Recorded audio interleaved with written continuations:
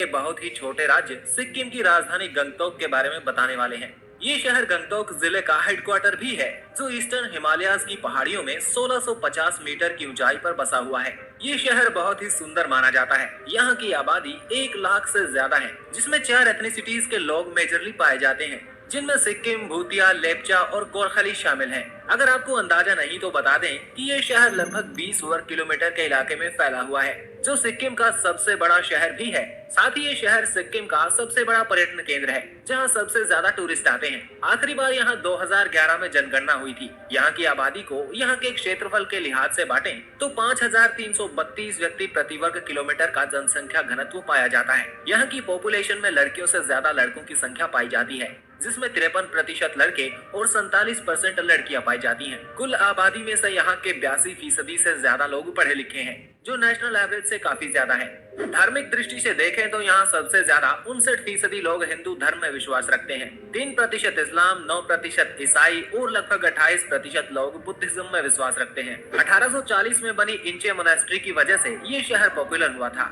इसी वजह से ये जगह पॉपुलर बुद्धिस्ट पिलग्रिमेज साइट के तौर पर भी जानी जाने लगी। 19वीं सेंचुरी में ये शहर तिब्बत की राजधानी लासा और कलकत्ता के बीच ट्रेड रूट का हिस्सा हुआ करता था। भारत की आजादी के बाद सिक्किम एक अलग देश हुआ करता था, जिसकी राजधानी गंगटोक ही हुआ करती थी।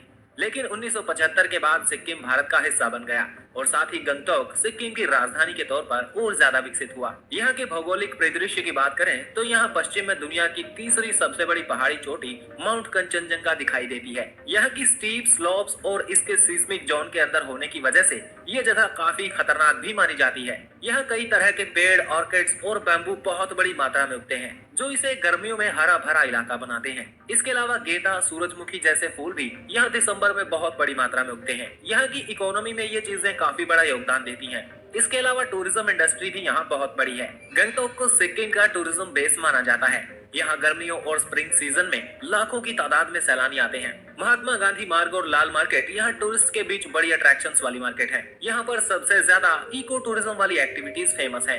2023 में यहाँ टूरिज्म इंडस्ट्री ने तकरीबन 1.5 बिलियन रुपए यानी $19 बिलियन की कमाई की। पुराने समय में तिब्बत से यहाँ ऊन का व्यापार किया जाता था। आज के समय यहाँ बड़ी मैन्युफैक्चरिंग इंडस्ट्रीज नहीं है, लेकिन यहाँ cottage industry, country made alcohol और हैंडीक्राफ्ट्स का काम बड़ी मात्रा में होता है। इन इंडस्ट्रीज के सुचारू रूप से संचालन के लिए यहाँ ट्रांसपोर्ट की सुविधाओं पर भी ध्यान दिया गया है। यहाँ की ट्रांसपोर्ट सुविधाओं में यहाँ लोग टैक्सी और पर्सनल व्हीकल्स का इस्तेमाल ज्यादा करते हैं। अगर बाकी भारत के लिहाज से देखें तो ये शहर काफी छोटा है, इसलिए यहाँ लोकल टैक्सी आपको शहर के किसी भी बिंदु पर आसानी से और जल्दी पहुँचा देती है। यहाँ एक केबल कार भी मौजूद है, जो गंगटोक शहर को यहाँ के छोटे सबब से जोड़ती है। रोड कनेक्टिविटी की बात करें तो यहाँ से नेशनल हाईवे 10 गुजरता है, जो उसे पड़ोसी राज्य के मशहूर अट्रैक्शन दार्जिलिंग और कालिम्पोंग से जोड़ते हैं। रेलवे कनेक्टिविटी को देखें तो यहाँ करीबी रेलवे स्टेशन जलपाईगुड़ी में ही मौजूद है।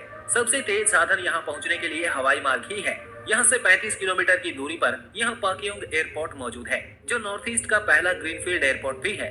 साथ ही ये भारत के 5 सबसे ऊंचाई पर मौजूद एयरपोर्ट्स में भी गिना जाता है। यहाँ पर कई बार फ्लाइट्स ऑपरेशन शुरू और बंद किए जा चुके हैं। खैर, ये एयरपोर्ट ऐसे काम आए या न आए, पर भारत के लिए ये जगह बड़ी स्ट्रेटेजिक लोकेशन पर मौजूद है। ये जगह चीन बॉर्डर से करीब 60 किलोमीटर की दूरी पर है, जो इमरजेंसी के समय बहुत काम आने वाला है।